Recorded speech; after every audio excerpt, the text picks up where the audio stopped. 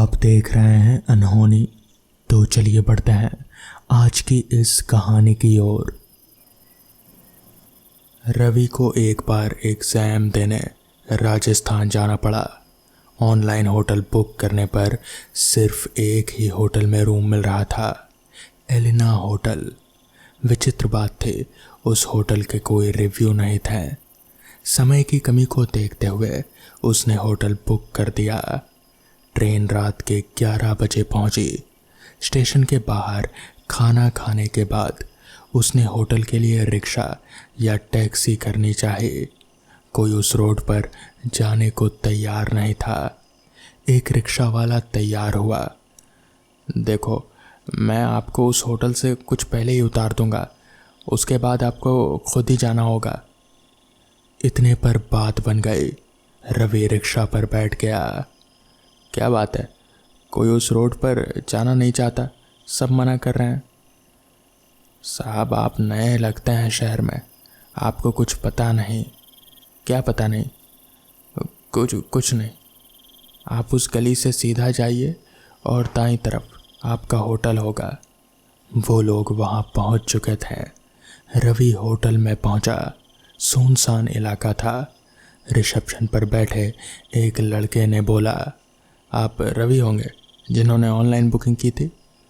जी हाँ, मैं ही हूँ। अच्छा, आपका रूम नंबर 105 ये रहा। और हाँ, रात में अगर कुछ सुनाई दे तो उठना नहीं बस। कैसे उठेंगे भाई, इतना थके जो है। आपने आईडी वगैरह कुछ नहीं मांगी? कोई ज़रूरत नहीं है क्या? नहीं, काम हो जाएगा इसी से। रवि रूम नंबर 105 में गया। रात के 12 बज चुके थे। तभी वो बिस्तर पर सोने गया। उसने इधर उधर देखा। सुनसान इलाका, कमरे भी ज़्यादातर खाली ही थे। जैसे ही वो गहरी नींद में था, अचानक उसे पायल के छनछनाने की आवाज़ आई। तो कभी उसे ऐसा लगता कि कोई उसके कमरे की तरफ दौड़ रहा है, लेकिन उसे रिसेप्शन पर कहे लड़के की बात याद आ गई कि रात में उठना नहीं। वो चुपचाप सो गया। अगली सुबह उठा और जाने के लिए तैयार हो गया। वो नीचे खाने के लिए होटल के रिसेप्शन पर बात करने गया। क्या मुझे कुछ खाने को मिल सकता है? जी सर, बिल्कुल। रात में मुझे पायल की आवाज़ आ रही थी। क्या कोई टीवी वीवी ऑन था क्या, या फिर कुछ और? रिसेप्शन वाले ने कोई जवाब नहीं दिया। सर, आपका नाश्ता तैयार है। रवि खाने की टेबल पर बैठ गया। कुछ देर उसने खाना खाया, जिसके बाद वो एग्ज़ाम देने सेंटर पर निकल गया। जब एग्ज़ाम सेंटर पर गया तो उसकी आईडी मांगी गई। अरे ये क्या, आईडी कार्ड कहाँ गया? लगता है होटल में ही कल छोड़ आया। उसके पास 2 आईडी थी। उसने दूसरी आईडी दिखाई और एग्ज़ाम देने चला गया। ट्रेन रात की थी। उसने सोचा एग्ज़ाम देने के बाद उस होटल जाकर आईडी लेकर फिर स्टेशन चला जाएगा। 2 शिफ्टों में एग्ज़ाम देने के बाद उसी होटल पर वो आ गया। शाम के 6 बज चुके थे। होटल पहुंचते ही उसने रिसेप्शन पर अपनी आईडी मांगी। तो इस पर उस लड़के ने कहा, सर, मैं आपको आपके आईडी के बारे में याद दिलाने ही वाला था, ये लीजिए। रवि ने अपनी आईडी ली और उस होटल से निकलने लगा। तभी उसे महसूस हुआ कि जैसे फिर से उसके कानों में पायल की आवाज़ टकराई हो। उसने अपनी घड़ी की ओर देखा तो पाया कि ट्रेन के समय में अभी वक्त है। वो वापस उस रिसेप्शन वाले लड़के के पास गया और उसने पूछा, अच्छा, सुबह जब मैंने पूछा कि यहाँ पायल की आवाज़ आती है तो आपने कोई जवाब नहीं दिया। यहाँ पर ऐसा क्यों होता है? कल रात को मैं लगातार पायल की आवाज़ सुन रहा था। इस पर वो लड़का रवि की बात को सुनकर जैसे अनसुना सा कर दिया और उस लड़के ने फिर कहा, सर, आपको जाना चाहिए, आपकी ट्रेन छूट जाएगी। इस पर रवि ने कहा, नहीं, मेरी ट्रेन में अभी वक्त है। अच्छा, ऐसा क्यों होता है? पायल की आवाज़? आप अगर बताना नहीं चाहते तो छोड़ दीजिए। जिस पर उस लड़के ने कहा, सर बहुत लंबी कहानी है। जिसके बाद रवि ने कहा, कोई बात नहीं, मेरे पास भी काफ़ी समय है। जिसके बाद उस लड़के ने बताना शुरू किया। रॉबर्ट और जोसेफ बहुत अच्छे दोस्त हैं। जोसेफ इस होटल का मालिक था। रॉबर्ट को भी वो यहीं पर काम पर रखता था, मतलब कि बिल्कुल एक पार्टनर जैसा। दरअसल इस होटल का असली मालिक जोसेफ ही था। उसकी इकलौती लड़की थी, उसका नाम एलिना था। जोसेफ और रॉबर्ट में घनिष्ठ दोस्ती थी।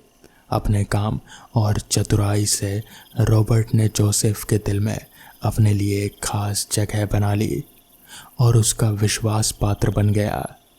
जोसेफ रॉबर्ट पर बेहद भरोसा करता था। कभी कभी तो जोसेफ विश्वास के कारण कंपनी के मुख्य काम रॉबर्ट को ही सौंप देता था। तब जोसेफ की लड़की इतनी बड़ी और सयानी नहीं हुई थी कि वो कंपनी का काम देख सके। इसलिए रॉबर्ट को जोसेफ ने अपने सह मैनेजर के रूप में यहाँ पर नियुक्त किया हुआ था। अचानक किसी घातक बीमारी के चलते जोसेफ रॉबर्ट को अपने घर बुलाकर अपनी पत्नी और बेटी के सामने उससे अपनी कंपनी की कुछ ज़रूरी बातें करता है। जोसेफ रॉबर्ट से कहता है, देखो जोसेफ, तुम मेरे सबसे अच्छे दोस्त हो और मेरे साथ मिलकर तुमने बहुत काम भी किया है, इसलिए तुम्हें मेरे काम का एक अच्छा तजुर्बा भी हो गया होगा। मैं अपनी बेटी एलिना को इस होटल का भार सौंप रहा हूँ। मैं जानता हूँ कि एलिना होटल के काम के बारे में इतना ज़्यादा नहीं जानती जितना कि तुम जानते हो। मैं चाहता हूँ कि तुम इस होटल को चलाने में मेरी बेटी की मदद करो। रॉबर्ट, अब से मेरी बेटी कंपनी के मालिक है और तुम्हें एलिना के साथ बिजनेस को आगे बढ़ाना है। रॉबर्ट जोसेफ का हाथ पकड़कर उससे कहता है, तुम चिंता मत करो जोसेफ, मैं हूं ना, मैं सब संभाल लूँगा। ये सुनकर जोसेफ के चेहरे पर एक मुस्कान आ जाती है। रॉबर्ट दोहरे चरित्र का आदमी था, लेकिन जोसेफ को फिर भी उसकी बातों पर ज़रा भी शक नहीं होता। जोसेफ अपनी बात रखकर निश्चिंत हो जाता है। जोसेफ की हालत ज़्यादा खराब होने की वजह से उनकी जगह उनकी बेटी एलिना होटल का भार संभालती है, जिसमें रॉबर्ट के उसके साथ भी शामिल था। कुछ महीनों तक कंपनी का कार्यभार संभालने के दौरान ही एलिना के पिताजी यानी कि जोसेफ गुजर गए। आखिर रॉबर्ट जैसा चाहता था वैसा ही हुआ। तब तक एलिना भी रॉबर्ट की मदद से कंपनी का सारा हिसाब किताब समझ चुके थे और वो अपने होटल के मुख्य काम अब रॉबर्ट को ना देकर खुद ही निपटा लेते थे। इससे रॉबर्ट को ये बात खल रही थी कि एलिना अब कंपनी का कोई भी मुख्य काम उसे नहीं सौंपती और खुद ही निपटा लेती है। मतलब कि वो उसे अब होटल के आधे हिस्से का भागीदार नहीं बनाना चाहती और वो उसे नीचे ही रखना चाहती है। जबकि एलिना ऐसा कुछ भी नहीं सोचती थी। वो एक सकारात्मक सोच की लड़की थी। वो होटल के काम ज़्यादा भार किसी और पर नहीं छोड़ना चाहते थे और फिर जो भी काम वो अच्छे से खुद कर सकती है उसे वो दूसरे से क्यों कराए। अपने दोस्त जोसेफ के मरने के बाद रॉबर्ट को उसकी कंपनी हड़पने का लालच आ जाता है। कई दिन गुजर जाते हैं। रॉबर्ट के लालच की लालसा बढ़ती जाती है। फिर एक दिन वही होता है जो होना था। रॉबर्ट एलिना को इसी होटल में बेरहमी से मार डालता है और फिर उसकी लाश को इस होटल के एक दीवार के पीछे चुनवा देता है। हालांकि उसके कई दिनों के बाद रॉबर्ट पुलिस के हाथों पकड़ा जाता है। पुलिस की जांच पड़ताल के दौरान उसने सारा कुछ कबूल लिया और फिर उसे जेल हो गई। मगर कहते हैं कि तभी से इस होटल एलिना में एलिना की आत्मा भटकती रहती है। रिसेप्शन वाले लड़के की पूरी बात सुनकर मुझे समझ आया कि कल रात वो पायल की आवाज़ किसकी थी। जिसके बाद मैंने वहाँ से अपना सामान उठाया और सीधे स्टेशन पहुँचा। ट्रेन पकड़कर अपने घर के लिए रवाना हो गया। सोहम एक बहुत अच्छा स्विमर था। उसे राष्ट्रीय स्तर पर सोमेश और रवि बस का इंतज़ार कर रहे थे। थोड़ी ही देर में बस आ जाती है और दोनों बस में चढ़कर अपनी सीट पर बैठ जाते हैं।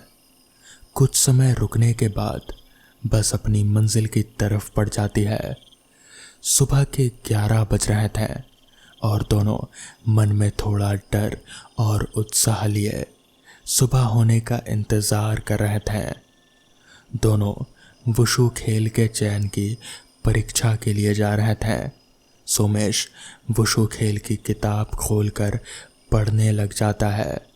रवि भी अपनी डायरी निकालकर कुछ पढ़ने लगता है। शाम की दस्तक के साथ ही वो देखते हैं कि थोड़ी ही दूर है वो अब अपनी मंजिल से। करीब आधे ही घंटे में दोनों भवानीपुर गांव की सीमा पर होते हैं। लेकिन ड्राइवर जब बस नहीं रोकता है तो रवि कंडक्टर से बस रोकने को बोलता है। क्या यहाँ रुकना है? बाथरूम जाना है क्या? कंडक्टर ने पूछा। नहीं, बल्कि हमें तो यहीं उतरना है, सोमेश ने बोला। सभी लोग आश्चर्य से रवि और सोमेश को देखने लगते हैं। यहाँ उतरना है? लेकिन क्यों? यहाँ तो कोई स्टॉप भी नहीं है। लेकिन हम लोगों की मंजिल तो यहीं तक है। देखो, एक बार फिर से सोच लो।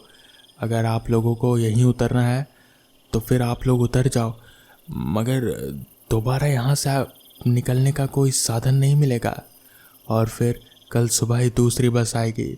और वैसे भी ये जगह ठीक नहीं है, कोई नहीं उतरता यहाँ। कंडक्टर ने एक चेतावनी सी देते हुए कहा। सब बातों को नज़रअंदाज करके दोनों उतर जाते हैं। रवि और सोमेश के उतरने के साथ ही सब लोग उन्हीं लोगों को एक अजीब निगाह से देख रहे थे।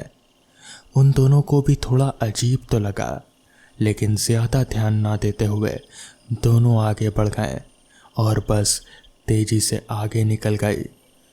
रवि, तूने देख लिया ना अच्छे से कि ये वही जगह थी जहाँ हमें उतरना था?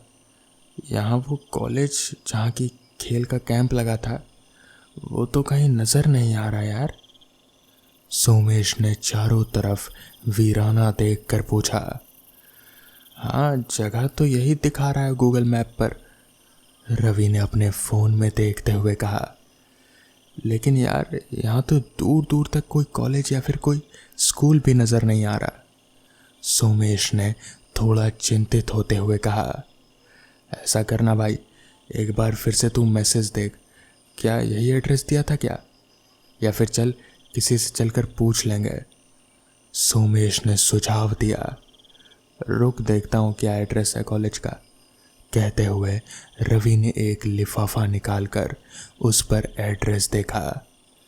श्री जगमोहन विद्या मंदिर, पोस्ट सोनामणि पूर्वा, ग्राम भवनानी। रवि ने एड्रेस पढ़ते पढ़ते चौंक पड़ा और अपना सिर पकड़ते हुए बोला। यार, एक गड़बड़ हो गई यार, गलती से गूगल मैप पर मैंने भवनानीपुर की जगह भवानीपुर डाल दिया और इसी वजह से हम लोग यहाँ चले आए। अब क्या होगा यार, हम लोगों का तो ट्रायल है कल, कैसे पहुँचेंगे हम वहाँ इतनी जल्दी? याद है ना वो कंडक्टर क्या बोल रहा था कि कल सुबह ही कोई बस मिलेगी? परेशान होता हुआ सोमेश बोला। यार यार यार शांत रह, मैं देखता हूँ यहाँ से भवनानीपुर कितना दूर है, अगर पास में ही हुआ तो पैदल चलेंगे। रवि बोल ही रहा था कि उसे टोकता हुआ सोमेश बोल पड़ा। और अगर दूर हुआ तो क्या करेंगे?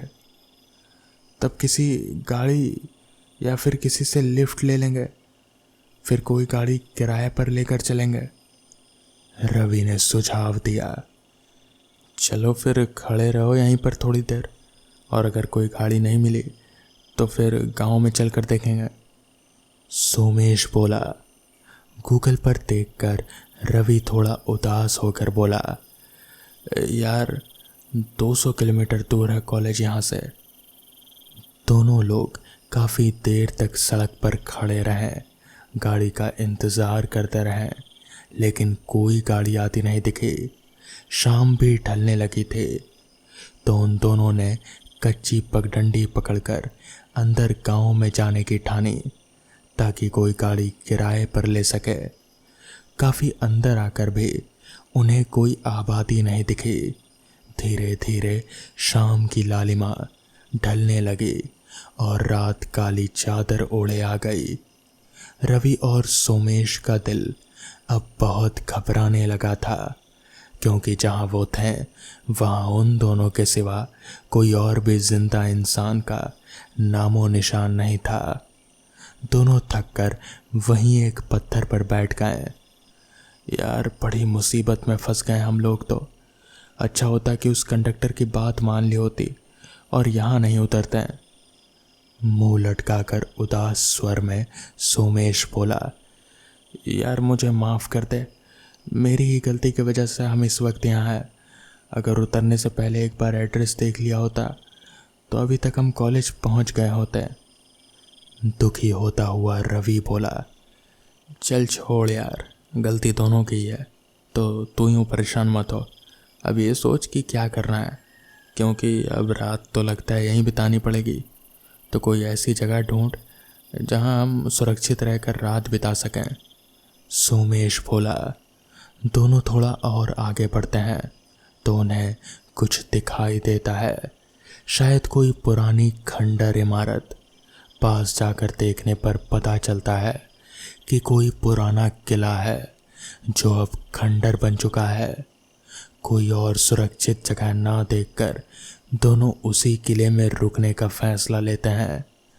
चारों तरफ अंधेरा था, लेकिन चांद अपनी पूरी रोशनी बिखेर रहा था, जिसकी रोशनी से उस किले में कुछ उजाला हो रहा था। थके हुए होने की वजह से दोनों को जल्दी ही नींद आ गई। आधी रात को अचानक ही शोर की वजह से दोनों की नींद खुल जाती है और दोनों जो देखते हैं वो उनकी समझ से परे होता है। जो जगह अभी कुछ देर पहले तक वीरान और अंधेरे में डूबी थी, वही अब पूरी तरह से बदल चुकी थी। वीरान खंडर किले की जगह एक भव्य और रोशनी से भरपूर किला खड़ा था, जिसमें बहुत से सिपाही अपनी जगहों पर खड़े होकर मुस्तैदी से निगरानी कर रहे थे। सेविकाएं इधर उधर घूम रही थी। पूरे किले में चहल पहल थी। हंसी ठटोले की आवाज़ से पूरा किला गूंज रहा था। रवि और सोमेश चुपचाप एक कोने में खड़े हुए ये नज़ारा देख रहे थे।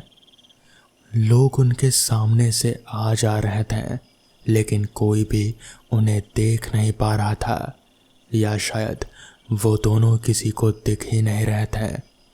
वो दोनों भी एक दूसरे को पकड़कर दुबके हुए थे। देखकर लग रहा था कि पूरे किले में एक खुशी की लहर है। पता चला कि राजकुमार का आज 16वीं वर्षगांठ की धूम है। देखते ही देखते महफिल सज गई। सभी लोग किले के मुख्य हॉल में जमा हो चुके थे। अब बस राजा रानी और राजकुमार के आने का इंतज़ार था। आज राजकुमार का राज तिलक भी होना था। पंडित लोग सब पूजा की तैयारी कर चुके थे। शुभ मुहूर्त कुछ ही समय के बाद था। तभी एक दरबान ने आवाज़ लगाई, सावधान, होशियार, इस रियासत के राजधिराज महाराज अपनी जीवन संगनी महारानी और रियासत के होने वाले महाराज के साथ पधार रहे हैं। इसी के साथ राजा रानी और राजकुमार आ जाते हैं। तीनों पूजा के लिए बैठ जाते हैं। पंडित लोग पूजा अर्चना शुरू कर देते हैं। और राजकुमार का राज तिलक भी पूरा हो जाता है। रवि और सोमेश आंखें फाड़ फाड़ कर सब देख रहे होते हैं। यार ये सब क्या हो रहा है, मुझे तो कुछ समझ में नहीं आ रहा। सोमेश बोला। मुझे भी कुछ समझ में नहीं आ रहा, ऐसा लग रहा है जैसे मैं कोई सपना देख रहा हूँ। रवि अपनी आंखें मलता हुआ बोला। थोड़ी ही देर बाद सारा कार्यक्रम संपन्न हो जाता है। अब सभी लोग खाना खाने लगे थे। खाना खाकर सब चले जाते हैं। रवि और सोमेश भी कोने से निकलकर आगे बढ़ते हैं तो सामने ही एक सैनिक दिखता है। दोनों घबरा जाते हैं, लेकिन उस सैनिक को भी ये दोनों जैसे दिख ही नहीं रहे होते हैं, ऐसा लग रहा था। दोनों अब थोड़ा और आगे बढ़ते हैं तो किसी की बातचीत सुनकर छुप जाते हैं और सुनने लगते हैं कि क्या बात हो रही है। पहला आदमी बोलता है, देखो जैसे ही सब सो जाएं वैसे ही तुम पीछे वाला द्वार खोल देना। इस पर दूसरा आदमी बोला, ठीक है हुजूर, जैसे ही महाराज सोने चले जाएंगे मैं जाकर द्वार खोल दूंगा। तो इस पर वापस से पहला आदमी बोला, लेकिन ध्यान रहे उससे पहले तुम्हें उनके कक्ष के सिपाहियों को बेहोश करना है। उन सबको नशीला लड्डू खिला देना, उसके बाद ही द्वार खोलना। और याद रहे कि दोनों में से कोई भी बचना नहीं चाहिए। दूसरा आदमी पूरे आत्मविश्वास के साथ बोला, आप निश्चिंत रहें हुजूर, आज की रात महाराज और राजकुमार की आखिरी रात होगी। कल का सूरज वो लोग देख नहीं पाएंगे। ठीक है, अब मैं अपने कक्ष में जा रहा हूँ, लेकिन तुम बहुत ही होशियारी से काम करना। कहते हुए पहला आदमी एक तरफ और दूसरा आदमी दूसरी तरफ चला जाता है। रवि और सोमेश दोनों बहुत ही घबरा जाते हैं और थोड़ी देर तक कुछ सोचने के बाद एक दूसरे की तरफ देखते हैं। चल यार, जल्दी से चलकर महाराज को सारी बात बता देते हैं। सोमेश कहता है, हाँ यार तू ठीक कह रहा है, हमें तुरंत ही चलकर राजा को बताना चाहिए कि उनकी और राजकुमार की जान खतरे में है। हामी भरता हुआ रवि भी बोला। दोनों राजा का कमरा ढूंढने लगते हैं। तभी एक जगह वो देखते हैं कि कुछ सैनिक लड्डू खा रहे हैं। दोनों भाग कर जाते हैं और उनको मना करते हैं खाने से, लेकिन ये क्या, वो सैनिक तो दोनों को देख ही नहीं पा रहे होते हैं। रवि एक सिपाही के हाथ से लड्डू छीनता है, लेकिन वो लड्डू को पकड़ ही नहीं पाता। तभी सोमेश राजा के कमरे में घुसता है तो देखता है कि वो सो रहे हैं। सोमेश हिला हिला कर उन्हें जगाने की कोशिश करता है, लेकिन ये क्या, वो तो राजा को छू ही नहीं पा रहा था। लेकिन छूने का एहसास ना तो राजा को हो रहा था और ना ही सोमेश को। रवि भी भागकर राजा के कमरे में आता है और दोनों मिलकर बहुत कोशिश करते हैं उन्हें जगाने की, लेकिन उनकी सारी कोशिशें नाकाम होती हैं। तब तक दुश्मन सेना किले में घुस चुकी होती है और तलवारों के टकराने की आवाज़ें आने लगती है। जैसे ही सोमेश और रवि बाहर की तरफ देखने के लिए भागते हैं, तभी कई सारे दुश्मन सैनिक अंदर घुसने लगते हैं। सब मिलकर राजा को बेरहमी से मार डालते हैं। रवि और सोमेश ये सब देखकर बहुत ही ज़्यादा घबरा जाते हैं और वहाँ से भागने लगते हैं। बाहर कमरे से निकलते ही उन्हें एक बहुत ही बेबस आवाज़ सुनाई देती है, पिताजी, पिताजी मुझे बचा लीजिए पिताजी। पलटकर दोनों आवाज़ की तरफ देखते हैं तो राजकुमार अपनी जान बचाकर भाग रहे होते हैं। चारों तरफ रुदन का माहौल था। चित्कार और तलवारों की आवाज़ें गूंज रहे थे और उसी में अपने पिता से मदद की पुकार की आवाज़ भी सुनाई दे रही थी। पिताजी, पिताजी मुझे बचा लीजिए पिताजी। लेकिन अब कौन उसको बताए कि जिससे वो बचाने की मदद मांग रहा है वो तो खुद ही अब इस दुनिया में नहीं रहा। पूरा किला भयानक चीख, रोना, तलवारों के चलने और राजकुमारी की मदद की गुहार और रोने से गूंज रहे थे। तभी सैनिक राजकुमार को पकड़ लेते हैं और उनको भी बड़ी निर्दयता से मार दिया जाता है। अचानक से सब शांत हो जाता है।